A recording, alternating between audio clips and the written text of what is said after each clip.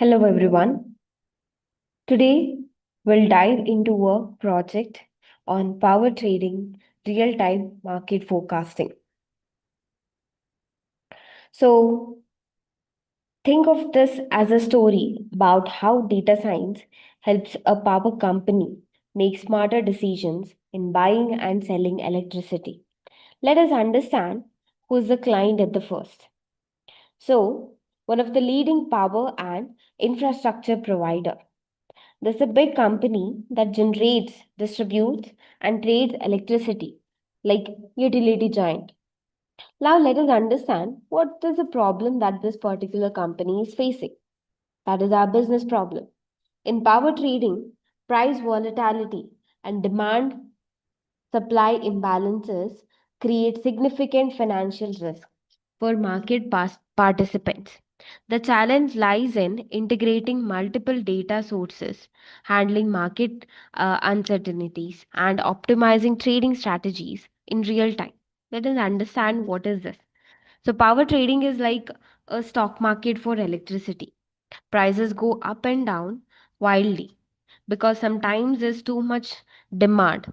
Example, hot summer day, right? Everyone plus AC or not enough supply, a power plant breaks down. So this imbalance can lose companies millions. The hard part is they have to pull data from weather reports, customer usage, government registrations, and more, all in real time, and decide when to buy low or sell high without guessing wrong. Now, why does this matter? If prices spike, they might pay too much to buy power, or if they sell it wrong at the wrong time, they lose profits. It's like a gambling, but with data science, we turn it into a smart game. Let us understand what is the business objective. Minimize financial risk and procurement cost in power trading. That is, the main goal is to reduce the chances of losing money due to bad price guesses and lower the cost of buying energy. Procurement means buying stuff. Here it's buying power to resell or use. Let us understand what is the business constraint. Maximize trading returns. This is the flip side, a limit or a rule they must follow. While minimizing the risk, they still need to make a much profit as possible from trading. It's like saying be safe but also be bold to earn more. Now let us understand the different success criteria. The first one is the business success criteria. At least 15 to 20% reduction in financial risk due to price volatility, leading to increased profitability for power traders and utilities. That is, if risk drop by 15 to 20%, that's less money lost to price swings. So more profits. For example, if they used to lose around $1 million or so on bad trades, now it's only $800 or less. Let us understand the machine learning success criteria. Achieving a mean absolute percentage error MAPE below 10% compared to baseline models. That is the AI part actually. MAPE is a way to measure how wrong your predictions are. If you predict a price of $100, but it's actually $110, that's a 10% error. Below 10% means the AI is really accurate compared to old, simple models, baseline, uh, like basic averages. Economic success criteria. Optimized trading strategies leading to 5 to 10% of savings in energy procurement costs and 10 to 15% increase in returns from power trading. Economically, this means saving 5 to 10% on buying costs. Example, buy smarter, pay less, and boosting returns by 10 to 15%. Example, sell at better times and earn more. right? So we will use the certain data to achieve all these success criteria. I hope that's clear. Now let us understand the data in detail. So this is all the ingredients or the columns that our data contains. So data is a fuel for our models. It's presented in a table format with columns and with datas within it in a structured format. Okay. So let us understand these columns one by one. Year. So the data type is the integer in it. Calendar, year of observation. This is just the year, like the it's just an integer for tracking trends over the time.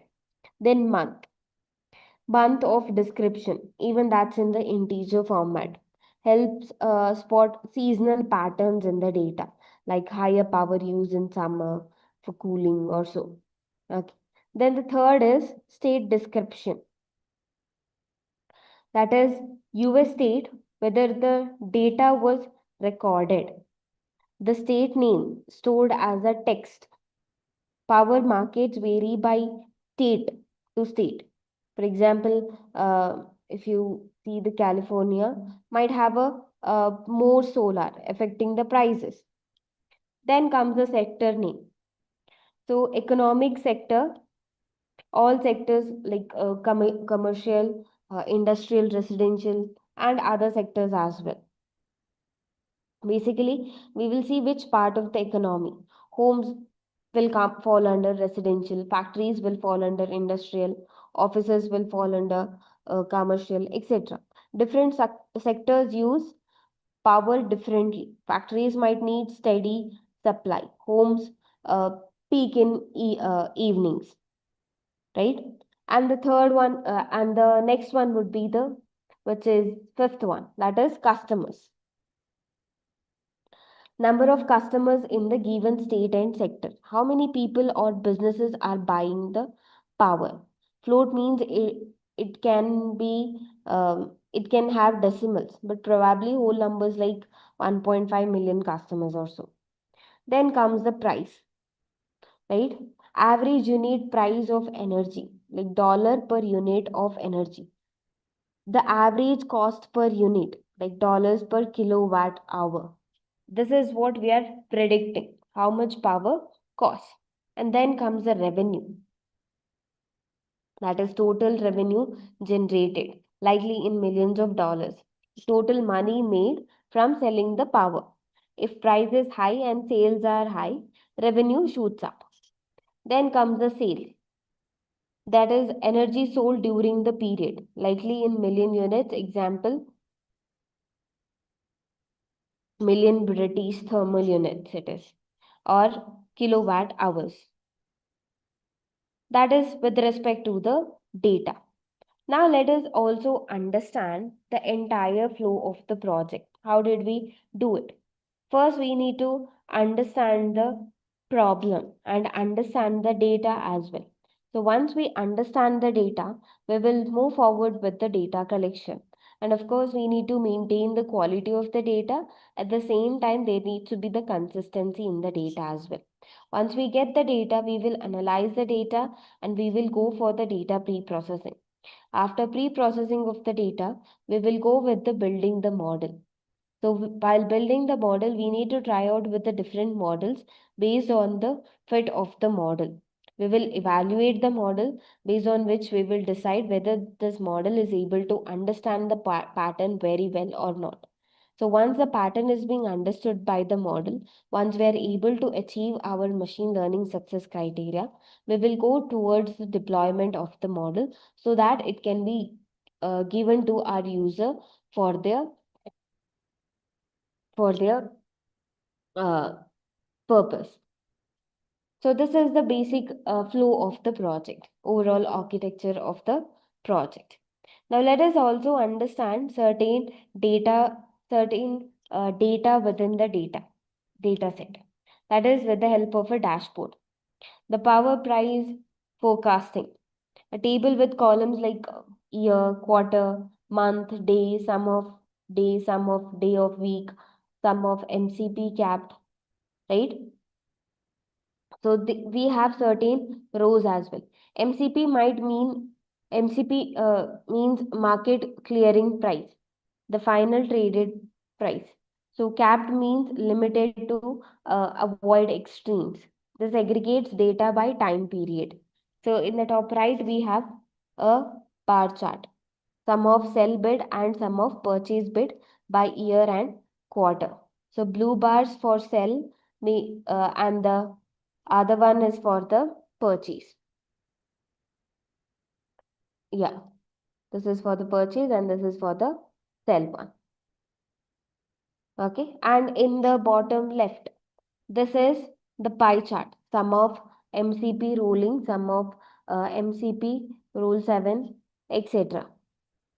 Slices in colors basically refers to blue, refers to the sum of MCP ruling. So in this way, each parts are being divided. It shows basically the comparisons for the just to understand the forecasting accuracy. And bottom right, it's a bar chart with some of various MCP lags, that is past values, in colors like blue, orange, and in the pink even. So this is about the dashboard. So that is something with respect to the forecasting. That is something with respect to the project. Now, other than this, what do we offer when it comes to 360 DigiTMG? Challenging real-time projects that push you to your limits, learning of all phases of project methodology, learning about different tools used in industry like Python, Power BI, cloud platforms, etc. Work on research paper that are published in international journals, access to various free tools to enhance your learning. So you will be getting mind map, machine learning architecture assistant, resume optimization hub, and animated learning when it comes to our part of our course. So you can reach out to us through different platforms, through contacting us, through dropping an email, or through just visiting to our locations, or uh, visiting our website, that is 360digitmg.com. Thank you.